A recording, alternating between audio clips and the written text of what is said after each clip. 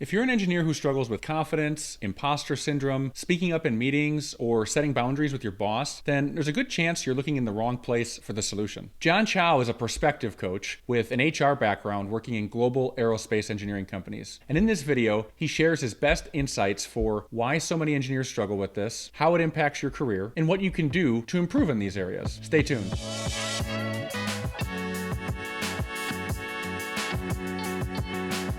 Hey everybody, I'm here with Chao today.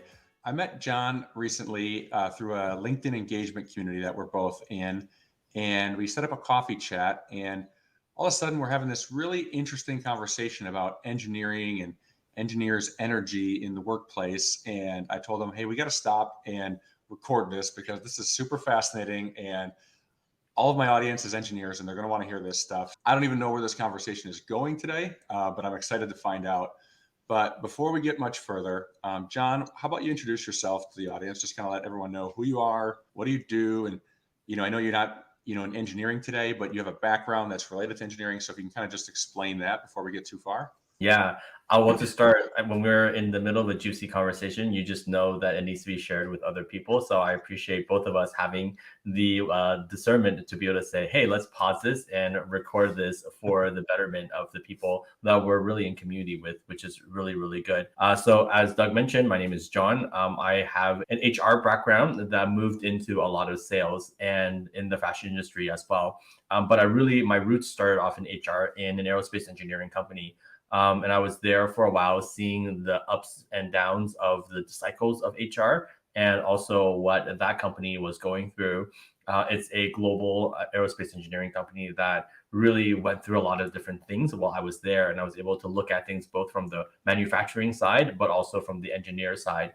And it really gave me a perspective of what happens behind the scenes and also the dynamics that happen between obviously men and women in the engineering world, as well as everything related to the career path of engineers, which was really, really cool to be able to see. So I'm glad to be able to be here today and have this conversation. Predominantly, I work as a coach and I help people with their perspective, because typically when we feel stuck, when we feel like we don't know what to do next, is because our perspective is off and we're not seeing things the right way. And usually we're not very good at seeing ourselves very clearly. So I usually say that the mirror that we see ourselves with is kind of like the clown houses, where it's all warped and we're not really seeing ourselves very clearly. Therefore, our self-image is not very clear. So if we struggle with self-confidence, if we struggle with the narrative of what we do have with ourselves, or if we speak to ourselves much more negatively than we would ever speak to a loved one, then all of these things are related to our perspective. And that's predominantly what I coach in.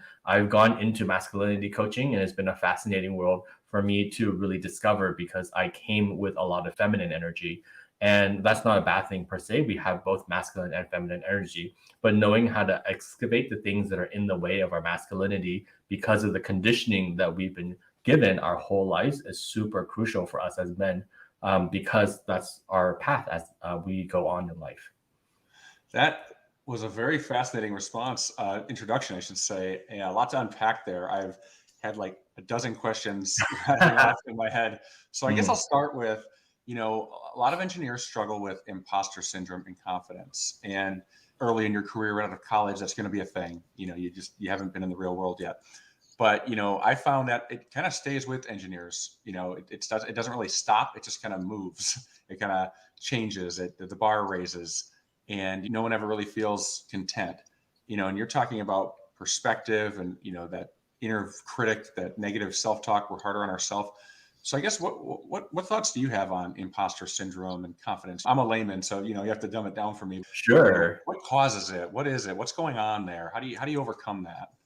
Well, I think a lot of people don't. And actually, I'm thinking about this now. So this is a new illustration that I literally just came up with now from everything else that I've been doing with coaching. And hopefully I'll be able Fresh to out of the use box. it in a different way. Fresh But out of yeah, the box. this is, headlines. First, you're the first to hear it. Imposter syndrome is like a seesaw. And on the other side, it's on one side. The other side is relevance. So especially, and I've seen this in the engineering world, you either have the people who are starting off, they have imposter syndrome because there isn't enough experience to really see things happen. So when you're designing something, when you're in the process of innovation, Usually the people with years of experience can say, oh, I know where this is going to go. Let me catch this, or let me switch lanes before this happens.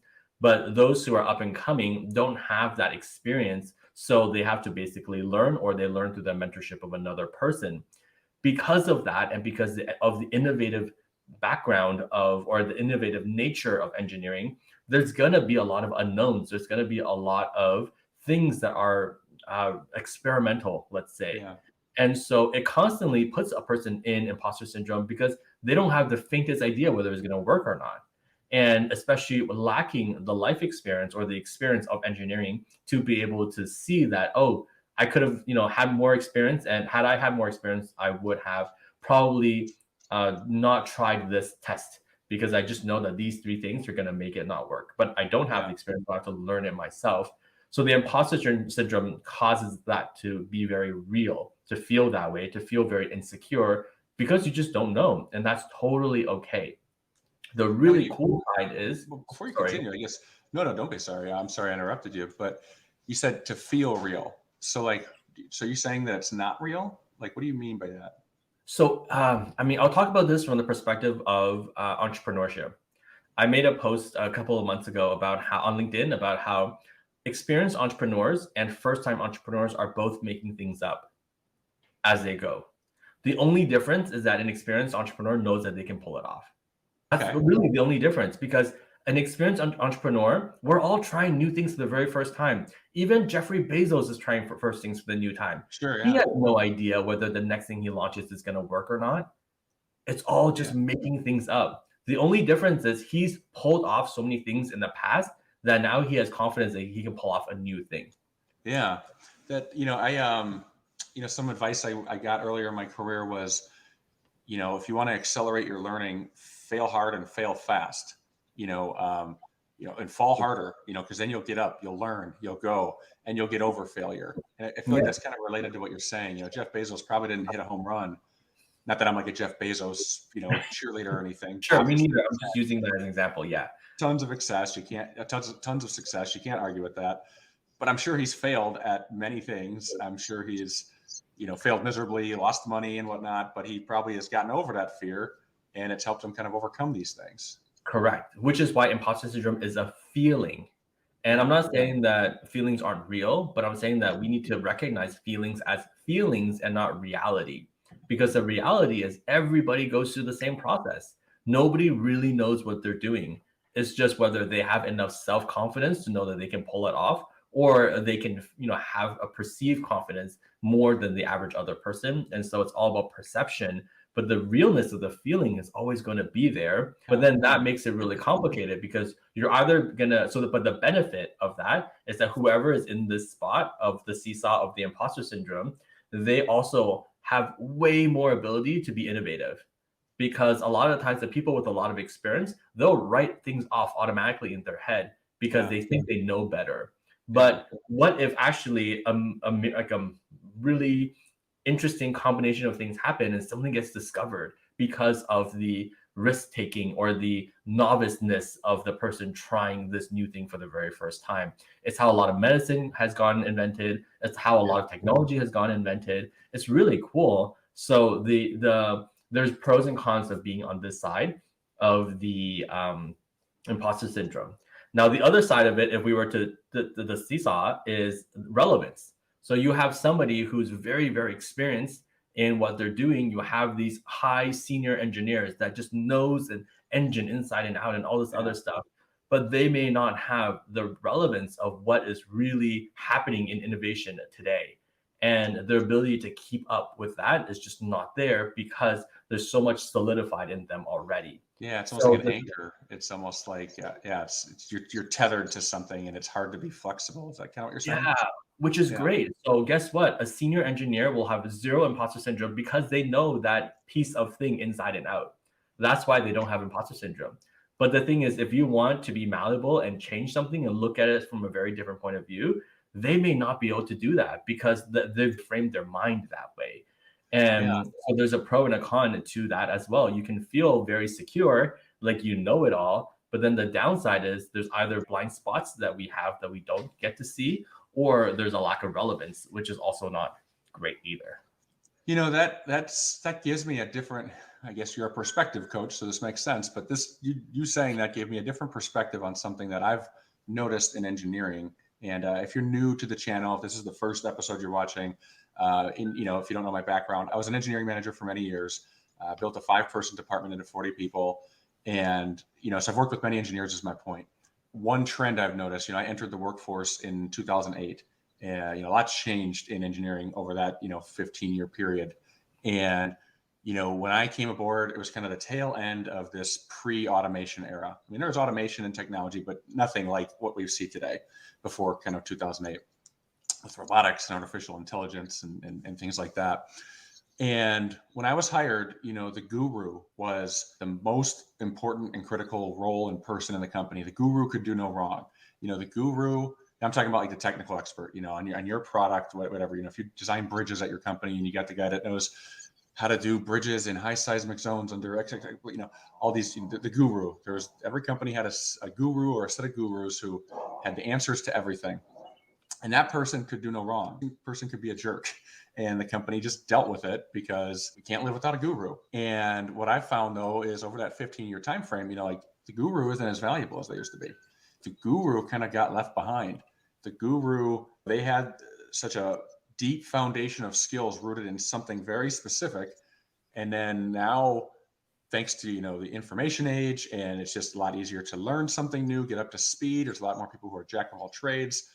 All these kind of things make the guru less valuable because the guru can't move. The guru isn't nimble. He can't take this unique expertise and pivot it over here really quickly. And then on top of that, tell me what you think about this, John. This is the new insight I've had of what I'm about to say. The guru is almost emotionally biased to his expertise. It's like he's spent 20 years, 30 years, whatever, becoming an expert in this specific thing. And now the market is telling you it's not as valuable.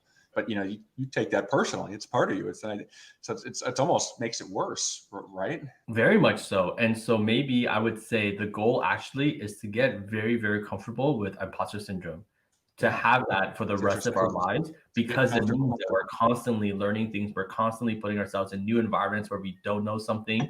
We're constantly the junior person, but we're expanding ourselves all the time and we're relevant to everything all the time. And that allows us to be able to be at the forefront of everything instead of risking ever being irrelevant, which in the engineering world, I think is a very scary thing to be in.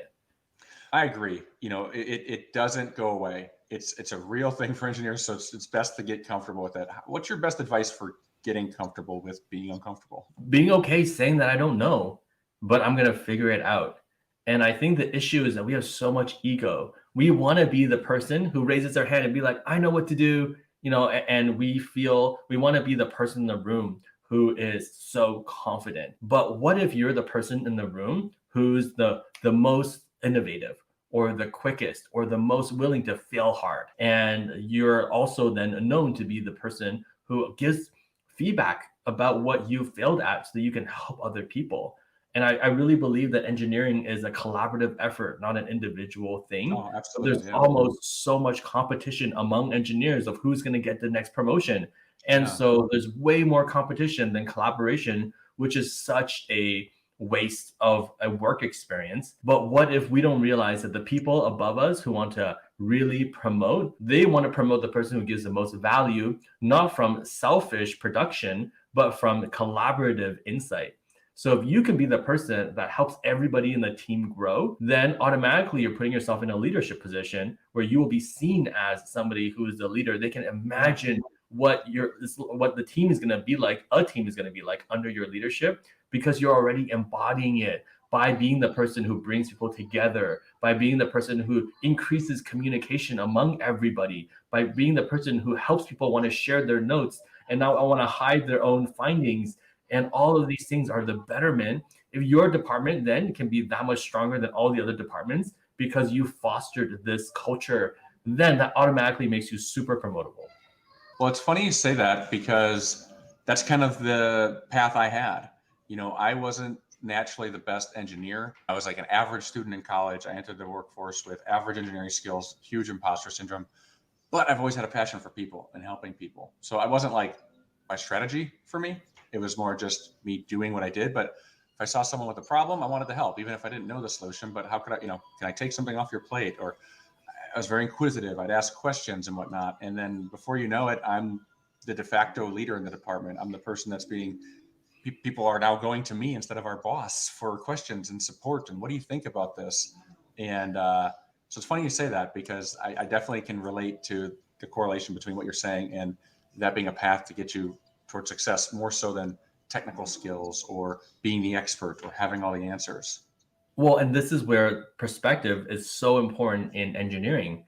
If you have different people with different perspective, all able to have psychological safety and then share with each other, then you can eliminate a lot of the trials that you'll need to do because this person has a perspective that will weigh in on a failure that's already going to happen.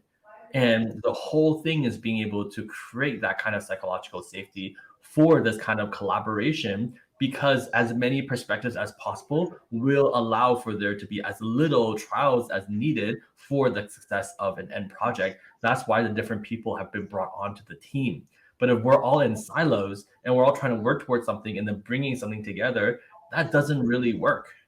That's funny you say that, John, about working in silos and kind of like this competitive environment. I was just speaking with someone the other day, and I was telling them how kind of like engineering has become almost like the new Wall Street in a sense. If you imagine what your just perception of Wall Street, you picture cutthroat trades going on and people stealing money from each other, at the top level and whatnot. Just cutthroat. There's no friends, survival of the fittest.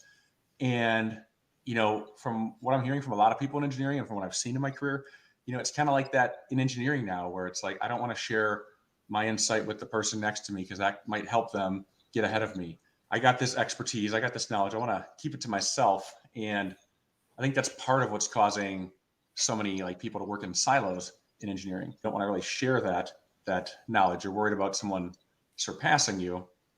And I'm just curious what your thoughts are on that, John. I read this analogy in a book about masculinity. I actually don't really like it that much, so I'm not going to tell you what the name of the book is. But I thought this point was really interesting.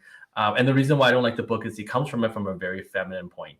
And I don't think that he addressed masculinity or redefining masculinity very well.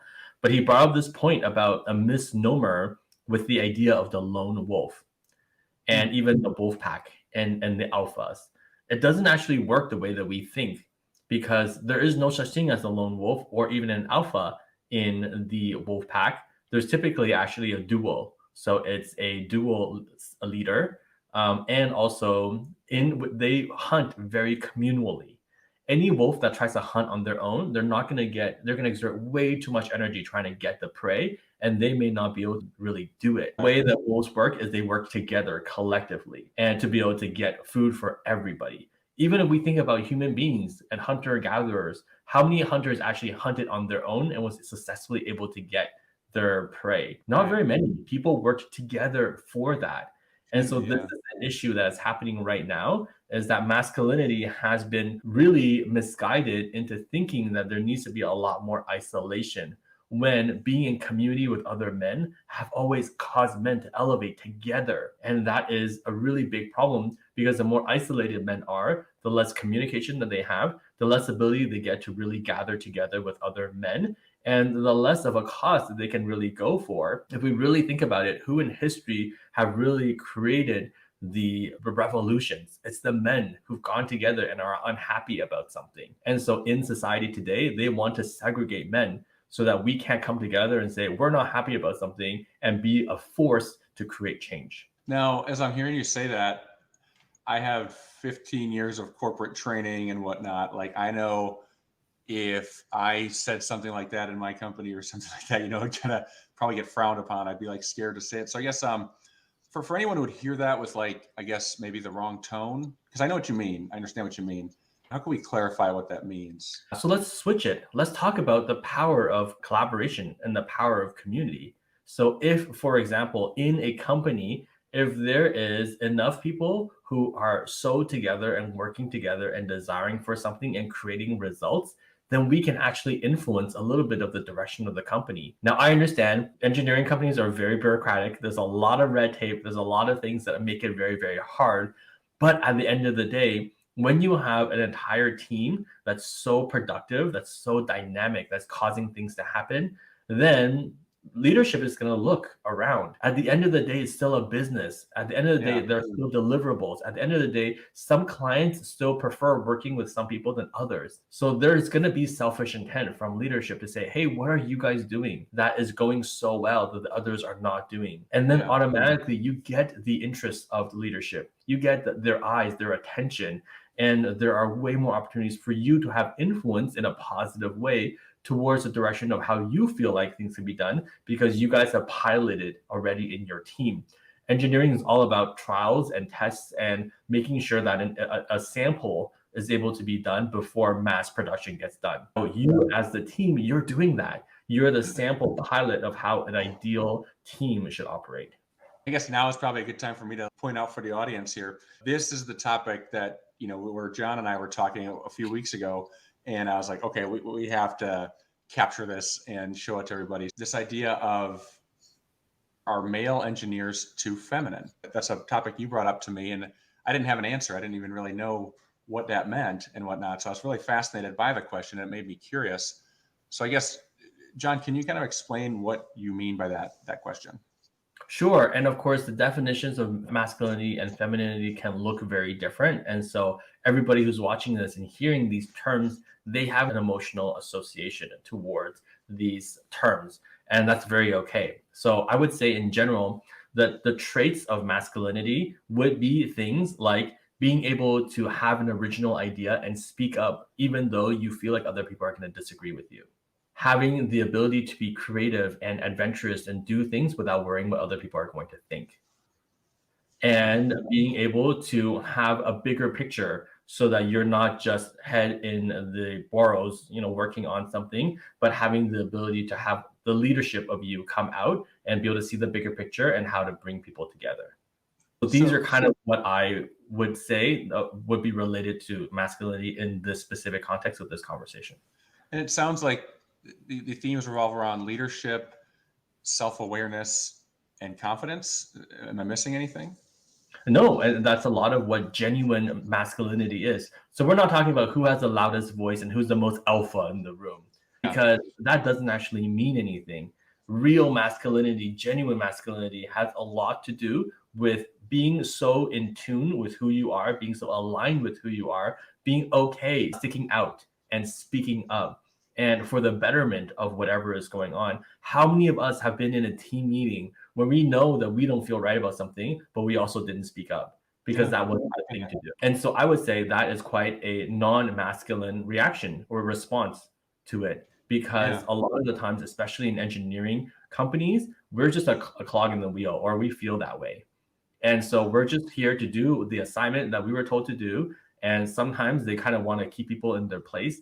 And so a lot of times people don't speak up when things could have been spoken up, and some issues wouldn't need to happen. But we all just kind of feel like we're going in the motions of things, and it's not always safe to express ourselves. So just to kind of clarify that, I think I know what you mean, but I want to play devil's advocate. Are you saying to go in there like a bat out of hell? You hear something you disagree with and then just start yelling at the top of your lungs like Tarzan, this is not okay with me. What do you mean by standing up for yourself and showing leadership? If you mean leadership in the traditional sense, like, then everyone has to follow, but I don't think you mean that, so I guess if you want to just clarify. Everybody has an ability to have leadership. And this is where there's a beautiful thing with an ecosystem. In an ecosystem, everybody plays their role, but at the same time, they're taking leadership in playing that role within the ecosystem. And so it's basically them feeling like they can be all that they can be. And that's really important in the ability to have the influence of each other in an ecosystem. And if we are in a position where we're feeling like we have to be closed, we have to be small, then and we have to just play our role in that way, then we're not living up to our fullest, and we're not able to have the impact that we would have on the rest of the ecosystem for the ecosystem to be as healthy as possible. And a really, really cool thing about masculinity is that masculinity is strategic, also conversation. So a lot of planning and strategy is a very masculine trait. Except how often are there unruly, highly furious engineers who just don't know how to communicate, and they yell, and there's all these poor communication skills? That's actually not very masculine. A No, I really agree. masculine person would be able to come into a thing, know how to not escalate a situation, ask the right questions, communicate the right things, get the right results at the end of it, because that's what they're doing in their masculinity. They're not freaking out like a child and just trying to be like, no, I'm right. That's the ego. So being egotistical and being masculine are two very different things. We're talking Interesting. about masculinity here and not egotism. So that's a good point. Can you elaborate more on ego? When I think ego, I think I'm cool. I think I'm smarter than everybody. But is that what you mean by ego? Sure, ego is what we talked about earlier with imposter syndrome. Yeah. Ego is the person who wants to, I have the question, I have the answer to the question, and then look around with a smile on their face because they were the person who was able to respond and nobody else was able to, and be like, I'm better than you. It's Yeah. almost a little child, an insecurity of the little child in them that wants to make sure that they are seen by everybody, they are liked by everybody, or they are dominant over everybody, versus a very secure person who's okay fumbling and not knowing and making mistakes in front of other people because they know who they are and they know the value that they bring to the table. So there's no need for ego because they don't really even care if other people don't see their value. They see their own value. Interesting. Interesting. So I guess another just example, is people that are afraid to ask a dumb question, people that are Yes. afraid to admit they don't know. You're saying that's ego as well, in a sense. Well, there's been great examples of the NASA rocket explosions, of Mm. how engineers who don't speak up, who don't ask a question, end Wow. up having issues with all these security related things, not security, but like safety related things. That then, okay, a certain seal on a certain thing wasn't exactly right, and somebody had an idea, but they weren't willing to ask a question because they didn't want to seem dumb, and then now a whole spaceship explodes. That just shows you the importance of this. Honestly, I never really thought about it that way, but I always kind of looked at it as something that held the individual engineer back. I wasn't really familiar with this masculine feminine concept until speaking with you, but I looked at soft skills more as like a challenge, and that being like the root cause thing that prevent people from being comfortable speaking up or taking more authority on something. But this kind of shows you that whatever the cause is, it's a bigger problem than just the individual. It's not just Correct. holding the individual back in their career, it's actually holding the industry back from innovation, and it's also whatever industry it is, and it's also creating safety concerns potentially. You're not getting that same level of wisdom of the crowd, checks and balances in the process. It becomes a flawed system if everyone doesn't speak up. Is that kind of what you're saying? Absolutely. And that's the irony of it, is that we're all supposed to be a clog in the well-oiled machine, except if we're not living to the fullest expression of who we are and we are feeling small because we're just playing our role, versus being all of who we are, asking all the questions, being comfortable asking dumb things, or making points that aren't necessarily right, but at least you were willing to say something. And now as many angles are considered as possible and you're living to the fullest of your role, those two are very different. The playing your role as a small person and playing your role as your fullest self are two very different ways of being a clock in the machine, in the well-oiled machine. Because at one point, the well-oiled machine is not going to be very well-oiled and something's going to happen. No, it's inevitable. It's not just if, it's when.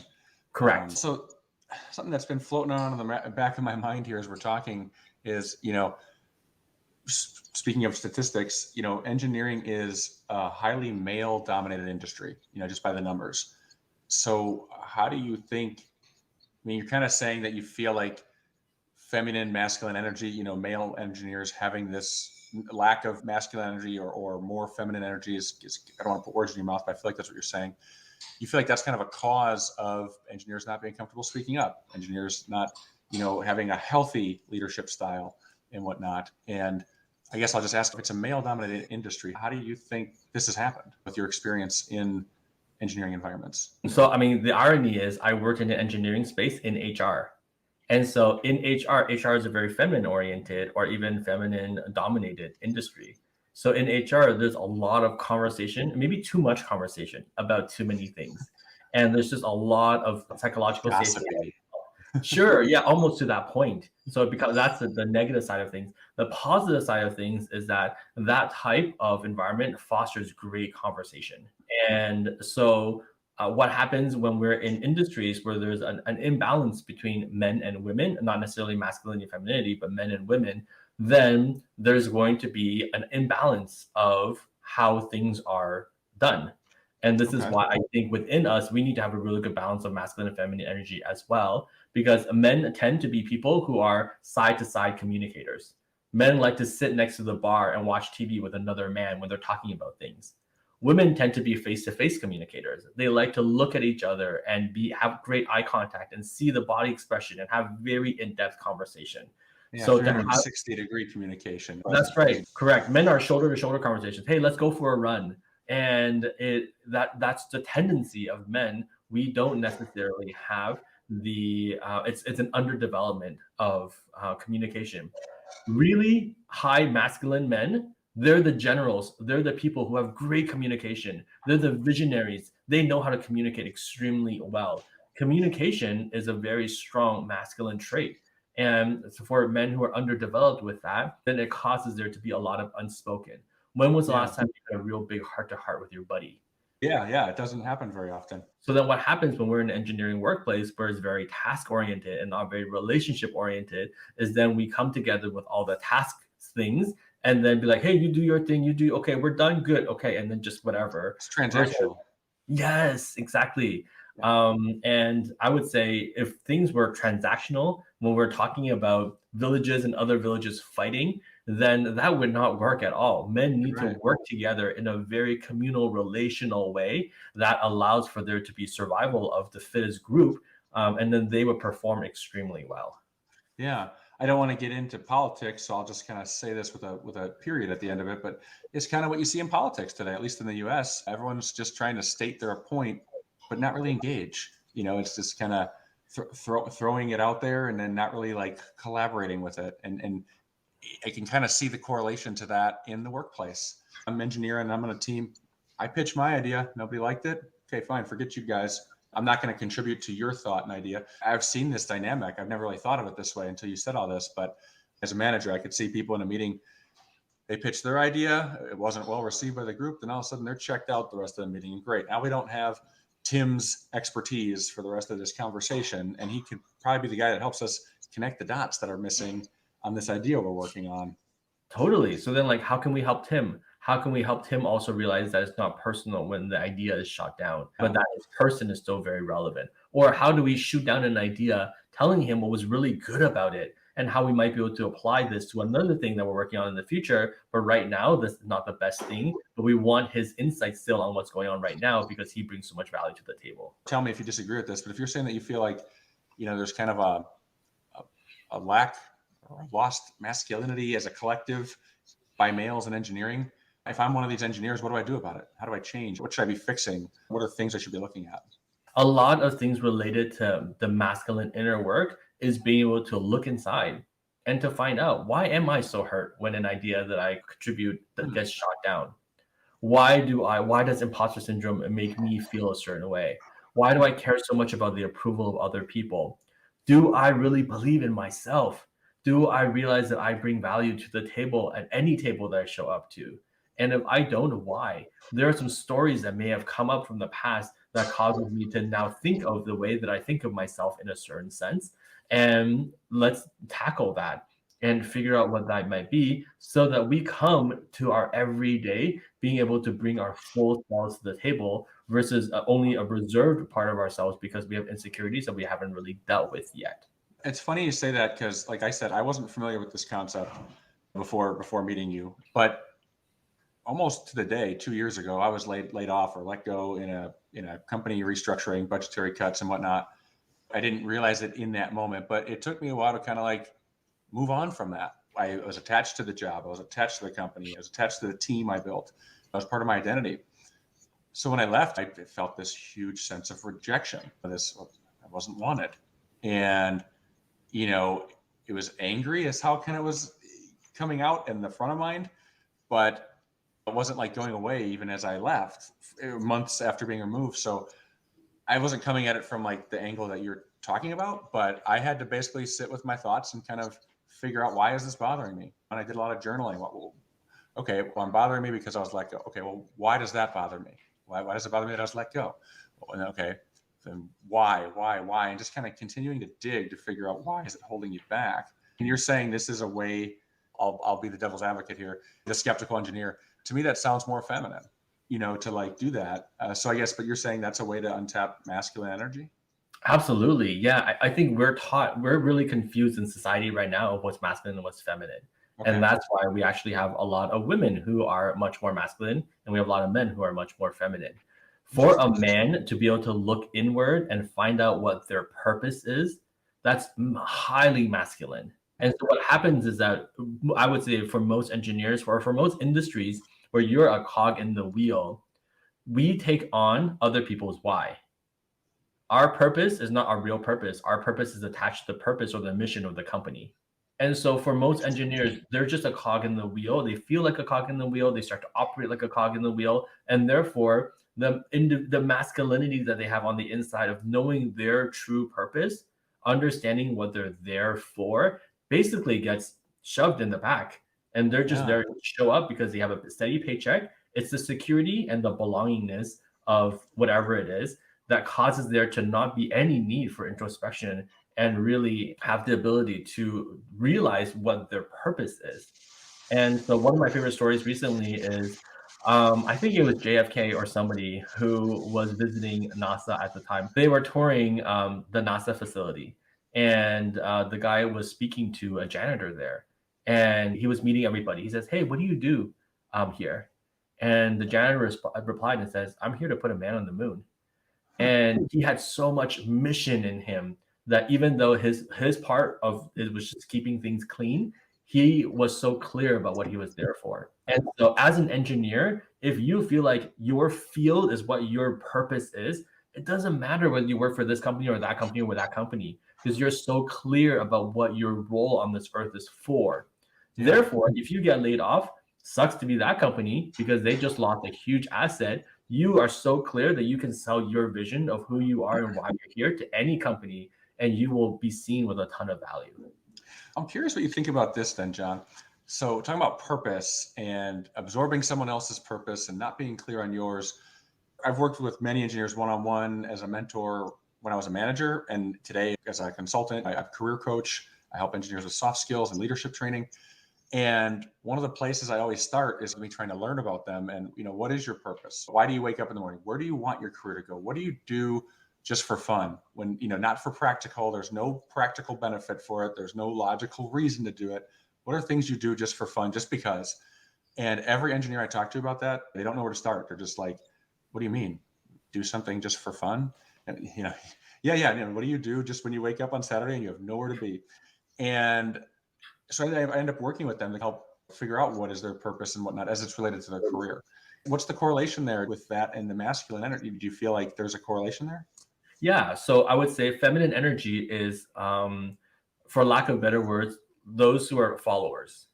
And so leadership energy is masculine energy, following energy is feminine energy. And that's very okay. I'm not saying that there's no such thing as women who have leadership because there are women who embody masculine energy. I'm just saying that the nature of energy is like that. And Okay. so for a lot of men, we have been brought up in the school system where there's a certain way to do math and you prove your math in a certain way, and that's how you get grades in a certain way. And there's a certain framework of how your teachers teach whatever their courses are. And so we become followers our whole life of how to be in a system Hmm. from when we were very young, all the way till getting a job. And then we get put into that system where the actual understanding of who we are and what we're here for and what our interests are is completely void because the feeling of belonging and the enjoyment of following gets nurtured in us for so long through all of these systems from academia to the workplace that then there is no self-identity. Yeah. There is no time to build self-identity because you're so caught up in making sure that you are accelerating in the systems that you're in. I don't Yeah. blame people for that. That's just a structure, especially in engineering. If you don't pass one of your courses, then you're going to have to be held back because the only way to move forward is all of your courses pass and then you can move on to the next year. So there's no time really to discover who you really are because of the mission of trying to make sure you graduate and then get a job, and then it just propels until you're 60 and then you're upset because you now are irrelevant and you're yelling and all these different things and you haven't really figured out what your emotions are, and you go through midlife crisis and you buy a convertible and all this other stuff. It makes sense. I'll say, this whole idea of the system, this is very fascinating stuff, John. A lot of engineers are probably not hearing this type of stuff. So I really appreciate you sharing this perspective. I followed that trend. I went to public school. I went to college. I got a job. I did what you're supposed to do. I worked my way up. I worked very hard. I followed the company's, missions and ideals. I kind of absorbed them as my own. And you're right. I never really thought about what do I really want in my life that whole time? What do I really want in my career? And it took an overnight, jolt to my life, like getting let go, for me to actually just pause and think about these things, because I always had somewhere to be. I always had someone to answer to. I always had a project that was behind. I always had a person that needed my help. So there was never time to, think about what do I need? What do I want? And then by the time I got home, that was the last thing I wanted to do, because I was tired and exhausted. I wanted to just turn my brain off. I can see how I went through this too. I can see how all engineers do. It's a high burnout job, and you're constantly expected to produce more and deliver more, and be loyal to the company and all this. So no, this is very fascinating. And now that I'm kind of understanding the problem more, I guess I want to I want to soak up more from you, John. What are things people can do to help with this? Getting in tune with your purpose and what you want. What are other things they can do? I'll just say it from this perspective. As engineers, your clients come to you for your expertise. So I think there's already an understanding of how the relationship of that works. So if whoever is watching right now, if you feel like you're lacking in the understanding of these things, go seek out somebody for their expertise, because they spend the time working on this. They're not going to know nearly as much about engineering as you. So you're definitely stronger there. But there are people who've dedicated their time to really figure out what this masculinity thing is, and go seek them out. Have a conversation with me if you want. Go reach out to Doug and about mentorship, and go talk to the people who have taken the time to figure this out, because they didn't take the time to figure out what you figured out. Yeah. That's also why your clients pay you, because you took the time to figure out what you figured out. And so what is your money good for? What you're making a ton of money right now as an engineer, hopefully. And what is that good for? Use that money to invest in other parts of you that you don't have to spend time figuring out, because you can pay somebody else who figure it out to walk you through it and expedite the time that it will take for you to figure all of these things out. That is the nature and relationship of being in community. When we were more in tribes before, there were specialists in different things, and everybody went to that person to learn, and went to another person to learn, and went to another person to learn. So the solution really is get rid of this idea of needing to drink beer and whatever during the weekends and watch football and waste your time that way to relax. The real way that you're going to be invigorated, I will tell you this. I started working with a business partner in this field, and he's much more leading than I am in this. I'm playing the support figure, but I've been so much in my purpose that for the last 3 weeks, my body just wouldn't let me sleep in. I would get up at 5:30 in the morning before my alarm rings. I'd be upset. I try to sleep more, but I can't. I get myself out of bed, and my mind's kind of like, this needs to be done and that needs to be done. And I'm so much in my purpose. I have so much energy. Wow. And I'm so much in my purpose that I have no desire to do the things that waste my time that I'm just typically would do before. And so my productivity is way higher because I'm living in my purpose. And so instead of being like, oh, let me drink more coffee, I'm like doing overtime, I'm feeling burnt out. There's no need for that. We feel burnt out when we're not clear about our purpose. We feel burnt out when we're not feeling like we're doing something that's important. But if we really start to do the work, then we'll see ourselves much more clearly. And we'll either get out of a job that we don't feel like we're supposed to be in, or get out of a company that we're not supposed to be in and work for another thing that's much more in alignment and be in our purpose. When we're in congruency, then that way so much energy comes out of us, so much productivity comes out, so much creativity comes out. Then we become men who are living in our purpose versus men who are just playing the role to get a paycheck so that we can pay for vacation and the stuff that we feel like we need to do so that we can look like we belong in an upper echelon of society and all this other garbage. Yeah, status things, material status, possessions. So I'm hearing a lot of overlap with comfort zone there. You're staying in your comfort zone, going home on the weekend and just having beers, watching TV, and not really like taking that time to figure yourself out. I guess, are you saying there's a relationship between, your comfort zone and being in touch with your masculine energy, or just being in touch with yourself? Because we're getting a little bit, we're talking about masculine energy, but we're kind of just talking about being self-aware too. Yes, absolutely. Yeah, 100%.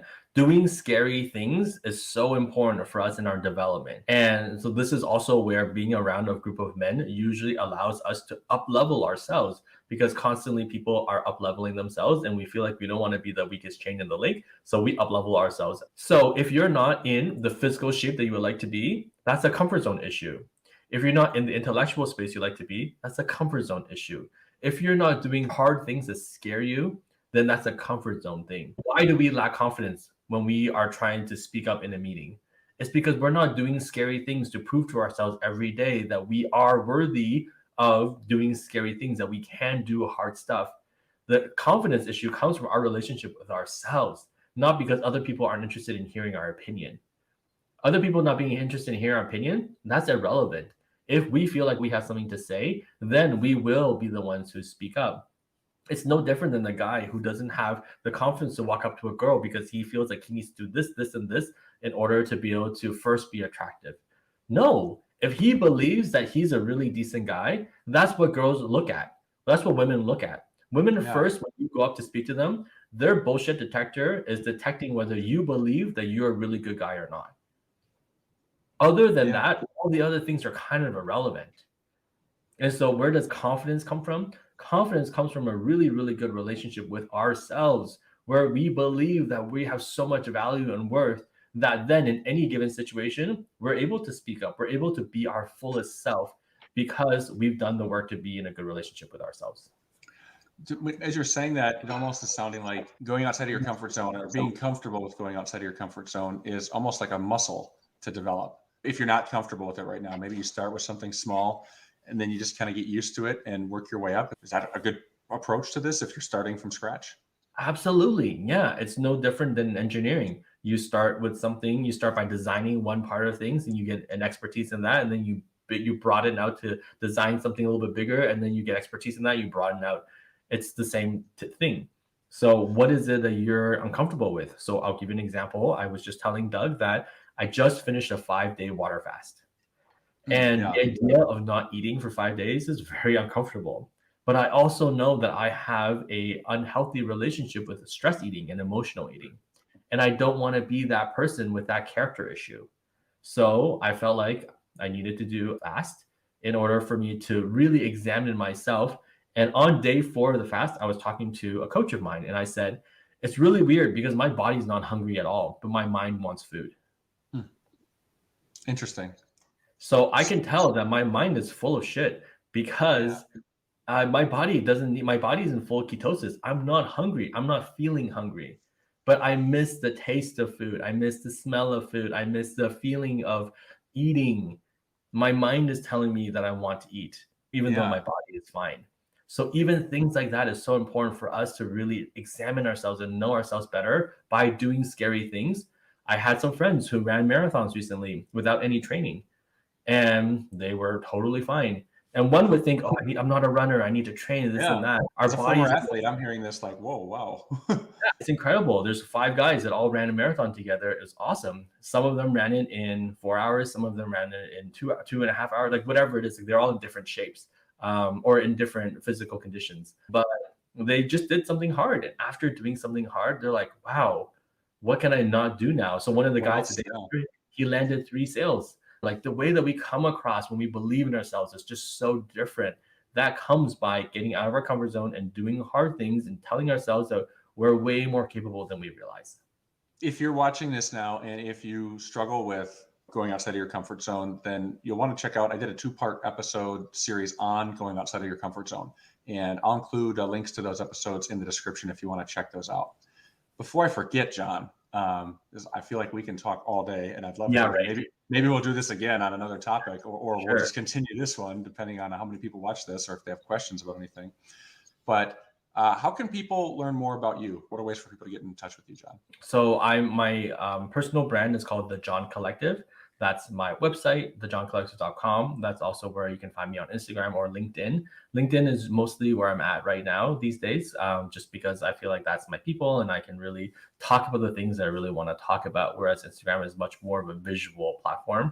But everything that I'm doing is under a masculinity, I would say, movement called The Path. So go to the-path.com And there you can find my coach, Alan Howard, and I'm now working with him, coaching other men alongside him, because we're seeing the need for men to really be able to come into their masculinity for themselves, but also for society in general.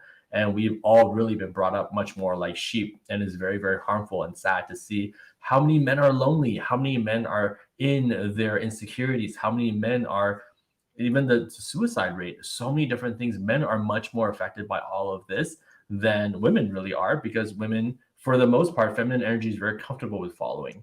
That is what their disposition is. But men are not. So we have a lot of men who are very lost. We have a lot of men who don't know what their purpose is, and they don't really know why they even need to still be alive, which is very, very sad. So we're here to help men discover what their purpose is, live into their purpose, explore their masculinity, excavate all the excuses and conditioning that have come to cover our masculinity so that we can show our fullest self. And it's very exciting. It's a lot of fun. I've seen a lot of men have transformations and really find themselves, and every guy in there is different. Every guy is operates differently. They think differently. Some guys are very musical, and other guys are very strategic, and other guys are very into dabbling with tinkering with things. And like, that's wonderful. All men are meant to be different. This isn't to try to reprogram you into one kind of person. It's much more for you to be around other men who are willing to challenge their self-identity and find themselves. This is very fascinating and honestly very eye-opening. These are things that I never really thought about or were aware of. I've never really, like questioned, like my masculine energy or anything like that. I was a college football player and whatnot. I'm a fairly large guy, but no, you've given me a lot of perspective is the key word with you as a perspective coach, a lot of perspective and just reflecting on my past and realizing like, okay, yeah, I guess I could see how I've fallen into these situations. And by luck of circumstances for me, like I was kind of forced into awakening and kind of seeing these things, but a lot of people don't get that jolt. I appreciate you sharing all this, John. Before we go, is there one last piece of advice or one extra piece of advice you have for anyone who's watched this episode right now, this interview, and just feels like, yeah, I feel like I'm struggling with this, but I don't know where to start. Is there a tip, an advice, a book? Is there, besides reaching out to you, is there what's the best piece of advice for someone who doesn't know where to start? I would say cultivate that feeling of your intuition. And a lot of times we get feelings for things, but then we talk ourselves out of things. And that's also a Yes. really big issue with our masculinity. When your masculine intuition tells you that you really want to pursue something and look into something, then actually follow your curiosity, follow the rabbit hole, see how far it can take you, versus being like, oh, I don't really have time for this. There's going to be things that will talk you out of this curiosity or this investigation. So I would say there are a couple of people who are really great to follow. Ed Milet is one of them. I listen to his podcast all the time, and he's a very masculine dude, but also very much in his purpose. And I just want you guys to explore, because there's a lot of people who talk about masculine stuff, but they really come from a very feminine side, because we've all been so conditioned to have feminine qualities in us from being followers our whole life. And so there are really only a few people that I feel like has the healthy perspective on masculinity. Same thing with my coach, Alan Howard. Go look him up. He's A Howie, Howy on Instagram. And Last follow name. things that are, yeah, right. Very good last name. Actually, I wonder if you guys are related. We'll find out after. We'll talk about it after. The things that some of these people are saying, follow your intuition. If something doesn't feel right and you feel like you're falling back into that sheep mode again, then challenge that. So I would say my final piece of advice would be, when you feel like you're in comfort mode or in sheep mode, like, realize that, snap yourself out of it, and Yeah. realize, start to think about why that you're so comfortable being in that way. And getting used to the discomfort is how all great men are created. And do we want to have greatness within us, or do we just want to be another cog in the wheel? And I really believe deep inside, all of you who are watching right now and listening, have a desire for greatness, or else you don't care about learning and improving yourselves. You want to leave a legacy somewhere. That is how we are born as men. And I encourage you to explore that more. Well, thank you, John. That's really helpful, and that's just really eye-opening. And this is powerful. Honestly, I'm sitting here. I feel like I've been really quiet this whole time because I'm just sitting here absorbing what you're saying. And wow, this is interesting. I've never thought of things this way. So I appreciate you taking the time to share these insights with everyone, John. And if anyone's watching this and wants to learn more, I encourage you to go reach out to John. He's a wealth of knowledge on this and many things. Check out his podcast, check out his website, check out him on LinkedIn. He's a great resource. And that's how we got connected. I started seeing his posts and just, who is this guy? He's talking about some interesting stuff that isn't on my radar, and I better get in touch with him. I would also say that, like, you don't need to agree with me. Have comments if you don't feel like what I'm saying you're in alignment with, make a comment on this video and we'll look at the comments and we can come back and have a conversation about it. This isn't about having a one-way dialogue of me just shitting on a couple of things. It's us just really exploring what all of this is, because we have your best interest in mind. I have your best interest in mind, Doug. And as men, if we really are collaborative versus competitive, then we'll get so much further with everything. So this is really meant to be for a conversation and not just for us to just tell you what's wrong with you. If you don't agree, great. Write questions in the comments and we'll address them later. That's probably a good way to close this out. I appreciate you saying that. If you have questions on anything we talked about, if you have disagreements, bring them up in the comments. And if there's other topics related to this as well that you're curious about learning more about, bring it up in the comments. Anything's fair game, because I'm with you, John. It's all about starting the dialogue and having the conversation going versus being in silos, like you said. Maybe someone will bring up something that challenges your thought on this or my thought on this and push it further. Anything else you want to say before we go, John? No, I'm just really grateful for having me on, and clearly everybody can tell that we can talk for a long time. So I'm glad to wrap things up here, but thanks for having me on. No, thank you for being here. All right, well, everyone, thanks for watching. Don't forget to check out those episodes on going outside of your comfort zone if you feel like you're struggling with that. If you like this video, click subscribe to Doug's channel and like the video below. Thank you, John. Thank you. All right, everyone, take care.